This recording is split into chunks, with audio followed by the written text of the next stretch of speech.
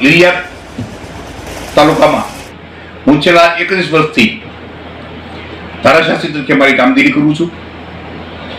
સતત બ્રહ્મ સમાજને અને અન્ય સમાજને ઉપયોગી થવાના પ્રયત્નો કરું છું. 1992માં હું વિશ્વ હિન્દુ પરિષદના પ્રમુખ તરીકે પણ રહી ચૂક્યો છું અને ત્યારબાદ મેં મારી 1994માં વકીલાત તરીકેની કારકિર્દી શરૂ કરી છે.